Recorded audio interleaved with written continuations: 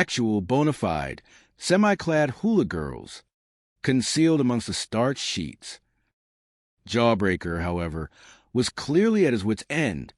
He felt a throbbing headache beginning behind his eyes. "Now calm down, Captain.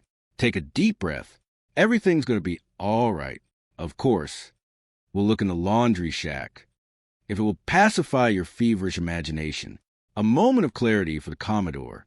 And then, Bumble Ton.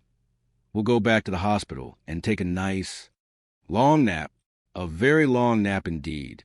You're going to get us, Bumble Ton, into more trouble than you can imagine." Fine. Seeing his original plan of Bumble inadvertently exposing his own incompetence, somehow coming back to life, nudged Plimpton, who had cautiously emerged. "Oh, me? See, we're coming. We're trapped, Plimpton, in a labyrinth of Bumble's making." Jawbreaker, his shoulders slumping with a profound weariness, led the way, with Bumble excitedly yammering beside him, recounting tales of hidden sarongs and secret shimmying, and Finn following, trying desperately to understand what new disaster awaited them in the laundry. "Admiral, we've already checked the laundry, sir." Finn reminded him, trying one last time, a subtle hint. "Remember, we checked the boilers. Clean as a whistle. Nothing to see here, sir." Bumble, however, was jubilant, his face beaming with the manic glee of a man convinced he held a winning hand. "Don't you try and worm out of it. McGinty, don't you dare. This time you'll worm your way into a court-martial. You're finished. Cap it. Finito. Your career is over." Finn shrugged dramatically, a picture of philosophical resignation. "Finito? Never mind. Admiral, I think we should hear the captain out. Let's let the madman ramble. The Admiral's on too. You, sir. Oh, you're going to suffer, McGinty, for your insolence. Brace yourself for the evidence. Admiral, the incontrovertible evidence of moral decay." They arrived at the laundry shack, a humid, steamy building perpetually filled with the scent of soap and boiling water. Bumble, with a flourish that threatened to send him sprawling headlong into a tub of suds, tore open the door, his eyes wide with triumphant expectation. "Stand by, sir. There you go. Take the fire drill. Admiral, my proof is within." From inside the laundry shack, a dozen very muscular, very damp sailors in various stages of undress, some still clinging to pieces of what might have once been a sarong or a coconut bra, scrambled out. They had been assigned by Finn to a mandatory, top-secret fire drill simulation, and were clearly unprepared for the Admiral's sudden, unexpected arrival. Their faces were crimson with embarrassment. Fire drill, they chanted, in a deeply unconvincing and slightly embarrassed manner, still dripping with water from the laundry tubs they'd been pretending to fight. They looked less like firefighters and more like a soggy, embarrassed chorus line. Bumble, utterly deflated, his triumphant grin collapsing like a deflated balloon, could only point at them with a shaking finger. "Hey, Admiral, here's your girls. My hula girls. All right, girls. I've got you. Now you're going to show your face. Admiral, my proof, my incontrovertible proof of depravity." Rocky Ridgeback, drenched and steaming, stood stiffly at attention.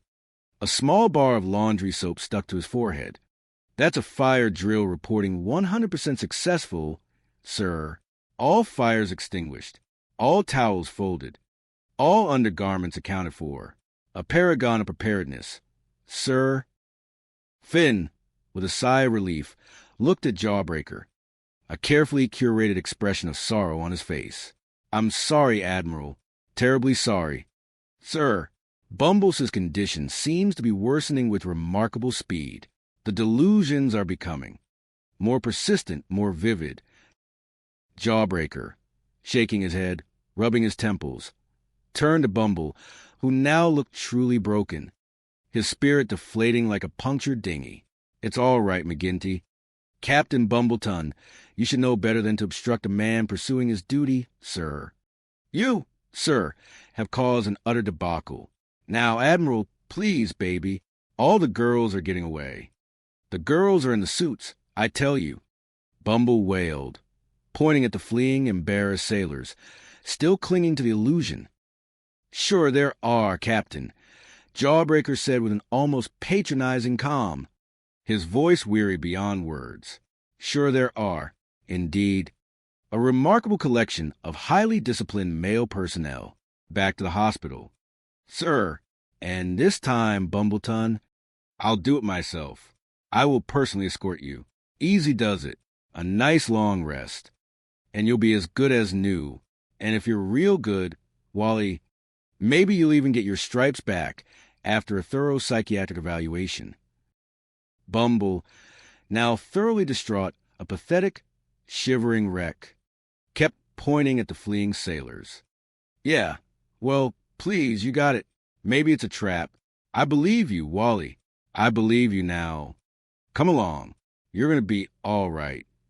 He allowed Jawbreaker to guide him, gently but firmly, towards the waiting jeep. Jawbreaker, with a final, exasperated glance at Finn, a look that spoke volumes of unspoken warning, departed, ushering Bumble into the jeep like a recalcitrant child.